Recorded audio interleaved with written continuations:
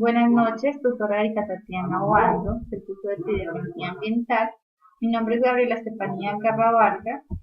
Vamos a presentar la tarea 5 colaborativa, Vigilancia Epidemiológica y Aplicación de la Epidemiología Ambiental, presentado por las compañeras Claudia Milena Cargas Afanador, la compañera Janet Gabriela Carrero, los compañeros Héctor Rolando Rodríguez, Fabián Andrés Reyes Forero. Buenas noches.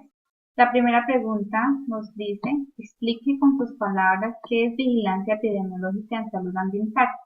Bueno, esta es la observación constante que se realiza en la salud tanto individual como colectiva con el ánimo de estar un paso adelante ante cualquier problema de salud. Mejor dicho, esto nos sirve para prevenir, controlar lesiones y enfermedades.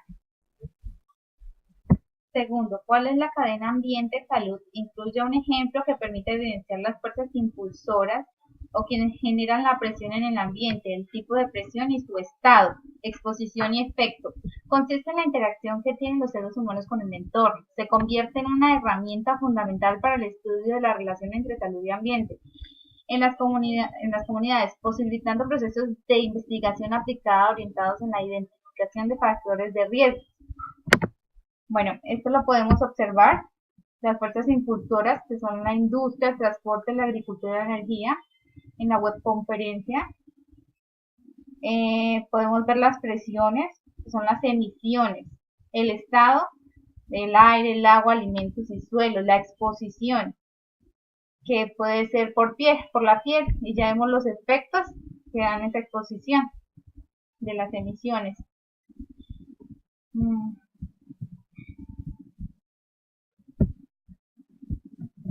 Entonces, un ejemplo de presión es la contaminación causada por el mal manejo de los envases de fungicidas. Fuerzas impulsoras de presión. La actividad humana sumada a la inexperiencia sobre el manejo adecuado de los residuos. La exposición y efecto generan contaminación al aire si llegan a ser quemados o contaminación al agua por envases no recogidos. Los elementos que normalmente son incluidos en la vigilancia epidemiológica son 8. Lo que tienen en común estos 8 elementos y por lo que fueron escogidos es porque al entrar en contacto con alguno de ellos en un estado que no es favorable podemos presentar enfermedades o alteraciones en nuestros sistemas. El agua para el consumo humano es uno de los principales, ya que estamos expuestos en cada momento al consumo de esta en los alimentos o en el uso para bañarnos, para el regadío de las plantas, etc. Un agua sin su debido tratamiento o un agua que dejemos estancada y para que ayude a la proliferación de los vectores puede ser un agua sumamente peligroso para la salud humana. Por este motivo es un elemento que debe ser incluido en la vigilancia.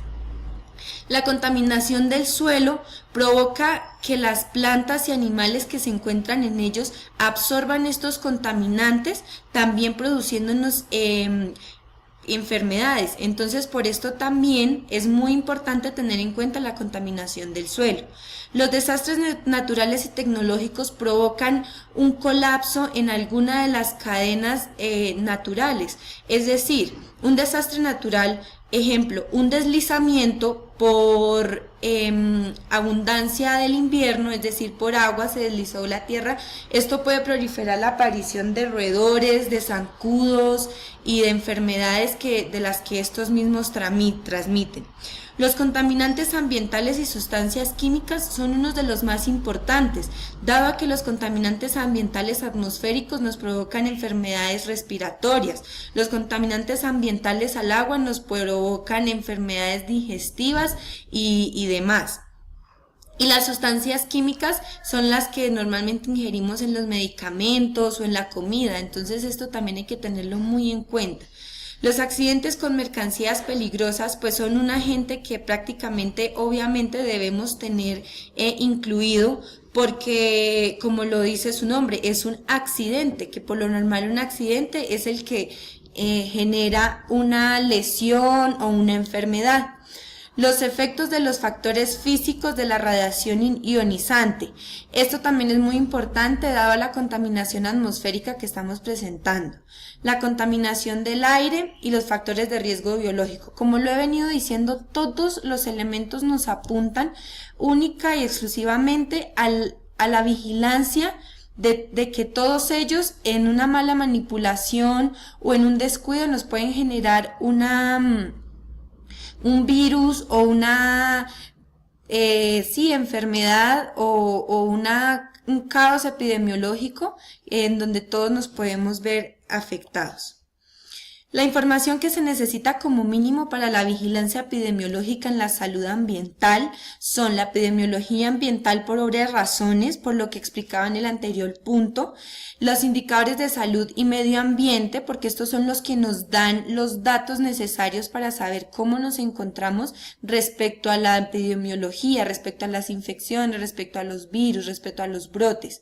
La evaluación de gestión del riesgo, que es lo que nos permite prevenir y controlar que no se presenten estos escenarios que son peligrosos para generar una crisis epidemiológica.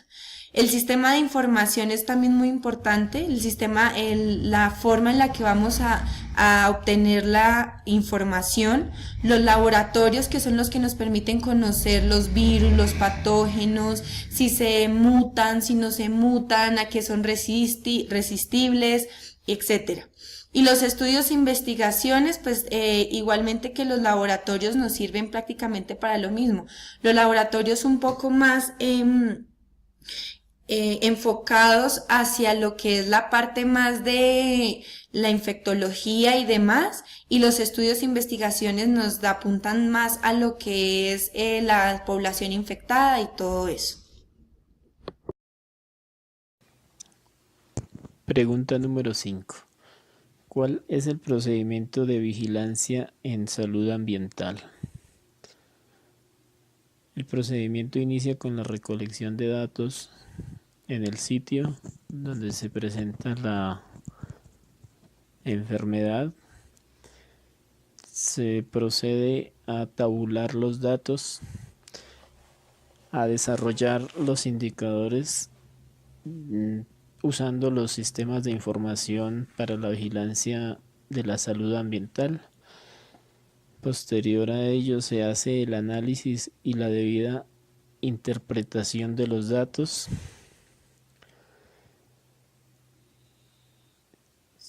Se identifican las diferentes categorías, se hace el análisis de las enfermedades, las posibles causas, se hacen las recomendaciones de medidas de control para los casos más drásticos, se hace la promoción de las acciones de control, donde en los indicadores nos dieron negativos, pues tenemos que implementar acciones de control para mejorar estos indicadores. Posterior a ello se hace la evaluación de la eficacia y efectividad de las medidas logradas con las medidas de control implantadas anteriormente. Luego de esto se hace la difusión de información relevante, los resultados que se han obtenido. Se procede a hacer las acciones educativas y a dar las directrices necesarias. Pregunta número 6. Enumere como mínimo un ejemplo de vigilancia en salud ambiental por desastres naturales. Tenemos el caso del terremoto. Pues un terremoto corresponde a un movimiento de las placas tectónicas donde se irradia mucha energía y muchas estructuras, de acuerdo a la magnitud de este movimiento, muchas estructuras colapsan, ocasionando pérdidas humanas, pérdidas económicas y por consiguiente pérdidas ambientales. Ahí es donde la vigilancia en salud ambiental entra, porque pues tiene que hacer todo el procedimiento anteriormente descrito, pero ya con un terremoto. Pregunta número 6. Enumere como mínimo un ejemplo de vigilancia de salud ambiental por desastres naturales. Hemos escogido el terremoto. Un terremoto es un movimiento impredecible donde la generación de energía es muy alta y todo puede pasar.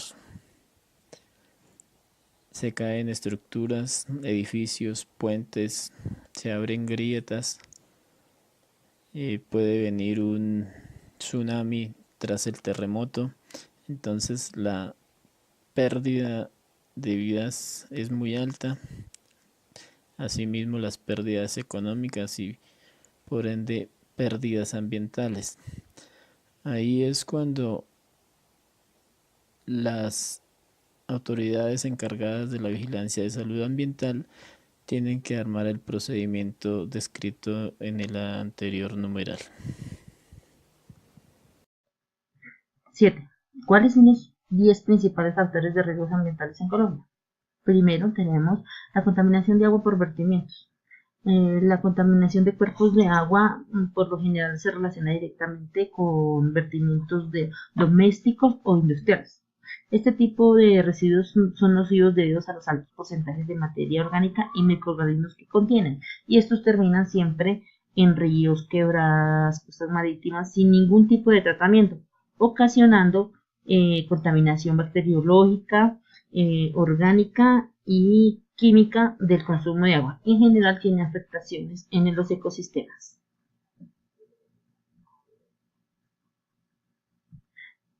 Dos, contaminación de agua por residuos. La contaminación de agua por residuos es otro factor ambiental. ¿Por qué? Porque este lleva consigo pues enfermedades, epidemias, el mal manejo de residuos sólidos conlleva que estos lleguen a las aguas donde casi siempre se consume, se bañan en sus afectaciones como son enfermedades dérmicas. Estas siempre son ocasionadas pues, por el ser humano, que es el que desecha sus residuos dentro de la fuente de agua. Un ejemplo es la gente que vive, por ejemplo, en las costas que no tienen disposición de residuos sólidos y todo lo arrojan al río o al mar. 3. Contaminación de aire por contaminantes atmosféricos. Pues esto es un riesgo muy importante ya que afecta las vías respiratorias, de enfermedades cardiovasculares, dérmicas. ¿Esto es por qué? Porque todos la principal fuente que contamina son los combustibles fósiles, pues como la gasolina, el carbón. Bueno, ¿cuáles son? Estos son vertidos malos más comunes son el dióxido de carbono, el monóxido de carbono, los hidrocarburos, los óxidos de nitrógeno, los óxidos de azufre y el ozono, que estos diferentes compuestos producen ¿qué? Compuestos químicos por su quema, ¿sí? Y todos estos van a la atmósfera, donde se vierten y son causantes de lluvia ácida, el smog, que trae consigo enfermedades. 4. Contaminación del suelo por residuos y vertimientos. La contaminación del suelo por residuos y vertimientos trae consigo que se dañan las comunidades bacterianas que hay en el suelo, pierden sus nutrientes, se pierde el ciclo que existe en el suelo, trae afectaciones a las comunidades. ¿Por qué? Porque por ejemplo, cuando hacen vertimientos de plaguicidas, estos van a dar a las aguas subterráneas, inclusive dentro de los alimentos, y traen consigo pues que epidemias a la comunidad. Los residuos también son una parte muy importante, ya que en muchas comunidades aún en Colombia no existen de una buena disposición de residuos sólidos y las comunidades vierten ahí cerca. Eso trae vectores, lixiviados y sí traen enfermedades. 5. Organismos vivos transmisores de enfermedades y vectores. Bueno, todos sabemos que los transmisores de enfermedades en la mayoría son los mosquitos. Los vectores son organismos vivos que se pueden transmitir enfermedades infecciosas entre persona y persona y animales. Muchos de estos vectores son insectos, hematófagos, o sea que ingieren la sangre, ahí se contagian de la infección de los patógenos, infectándose, y cuando inoculan a otra persona, infectan a la persona. Los mosquitos son vectores de enfermedades. Los más conocidos son las garrapatas, las moscas, los flebotos, las pulgas, los traqueomos y algunos caracoles de agua. Estos transmiten enfermedades que afectan a las comunidades. No solo, pues también son solo los mosquitos, también las ratas son transmisores de enfermedades. 6. Precipitaciones por la lluvia. Bueno, la lluvia que trae. Las precipitaciones son un factor de riesgo ambiental. ¿Por qué? Porque cuando ocurren precipitaciones muy fuertes, afecta a las comunidades, haciendo que la comunidad deje su nicho, su parcela, abandonando todo, haciendo afectaciones en cultivos, en viviendas. Ellos que tienen que hacer, irse a otro terreno donde se puedan ubicar, y hay que conlleva enfermedades, tanta gente, la falta de agua, el aseo, todo eso conlleva a tener epidemias. 7. El clima pues va ligado. El clima tiene afectaciones en las vías respiratorias, mayormente pues, en la comunidad, y en sí tiene pues afecta bien pues a las comunidades. El 8. Efectos del cambio climático. Los efectos del cambio climático, como todos hemos visto en los últimos años, el cambio climático trae consigo fuertes lluvias, épocas de verano muy extensas, y que trae consigo, pues trae sequía, trae derrumbes, inundaciones que afectan a las comunidades, y las comunidades pues, que tienen que hacer, irse a buscar un sitio donde puedan estar ubicados, y la reunión de tanta gente en un sitio que no debe ser, pues trae que enfermedades. Es decir, todo esto va encadenado. Las deforestaciones, porque es un riesgo ambiental. ¿Por qué? Porque cada día son menos los árboles que existen, y estos son captadores de CO2, ayudan a que no existan los deslizamientos,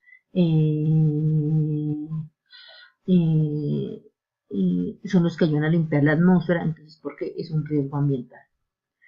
10. Las condiciones de la población. Las condiciones de la población, como les decía, una población, depende cómo esté viviendo, pues tiene sus afectaciones. Si viven en hacinamiento, sin agua, sin asepsia, todo esto trae enfermedades. Bueno, 8. ¿Qué es y cuál es la aplicación del Sistema de Información Geográfica SIG para la salud ambiental? Es una herramienta que nos permite la organización, el almacenamiento, la manipulación y la modelación de grandes cantidades de datos del mundo real, que están vinculados a una referencia espacial para realizar cartografía de zonas de estudio. Estas valoraciones de exposición, junto con la ubicación y aparición de enfermedades, pueden servir como dato para referir y apoyar hipótesis sobre el origen ambiental de la enfermedad. Entonces, ¿qué quiere decir esto? Esta es una herramienta, es sistema de posicionamiento global. ¿Esto qué nos ayuda? Nos ayuda a referirnos en la realidad, por ejemplo, en un caso de epidemias, se pueden sistematizar los datos y, y hacer casos, referenciar estudios, ¿sí? En Colombia no es muy común, pero ya lo estamos tomando. En otros países ya es muy común realizar tasas, incidencias de enfermedades con la ayuda de este programa. En epidemiología es muy común representaciones de incidencias y tasas. Se deben hacer interpretación importante de datos cuantitativos, número de casos y tipos de casos por porcentajes. En estos estudios pues se muestra que posiciones, tamaños de la población, eh, no sé, afectada por, un, por, un, por, un- por una enfermedad. Y la cartografía nos sirve como representación de diferentes estudios ambientales por posicionamiento, altura sobre el nivel del mar, temperatura, entre otros, referenciando en sí las zonas de enfermedades y posibles extensiones de enfermedades en un territorio, ya sea fuente hídrica, de suelos, de aire o de contagio biológico. Este es un programa muy importante que nos sirve en este momento, pues se está posicionando en Colombia con ayuda de las TIC para, para referenciar lugares. En la pregunta número 9 tenemos lo que es explicar brevemente cuáles son los mecanismos de control de la aplicación de la epidemiología ambiental en políticas públicas. Esto hace referencia a todos los mecanismos de control utilizados durante una emergencia, en donde la comunidad conoce cómo debe responder ante una posible emergencia, en donde se pueden identificar cuáles son las amenazas y qué tan alto es el riesgo. Para ello, el gobierno tiene una serie de leyes en donde se dispone una ayuda humanitaria, en donde se utilizan albergues y dependiendo del caso se pueden colaborar con algunos subsidios. Va uno. Pregunta 10. ¿Cuál sería la aplicación de la epidemiología ambiental en contaminación atmosférica y cuáles serían los elementos de enfoque para construir una política ambiental basada en salud pública? Para esto tenemos que tener en cuenta que es la contaminación atmosférica, lo cual es un producto generado por emisiones de actividades antropogénicas, las actividades generadas por el humano, donde entran en sí las fuentes fijas como lo son las fábricas y las fuentes móviles, el caso de buses y automóviles, en donde hay un riesgo relativo por la exposición generada por el dióxido de carbono, dióxido de nitrógeno, ozono, partículas moleculares, entre otras. De ahí se debe aplicar en cuestión de la epidemiología, en este caso, las autoridades ambientales deberán hacer lo posible para llamar la atención de la población en cuestión de mejorar la disminución y la prevención de riesgo que ellos necesitan y que se realice además una intervención por parte del Ministerio de Salud y el Instituto Nacional de la Salud.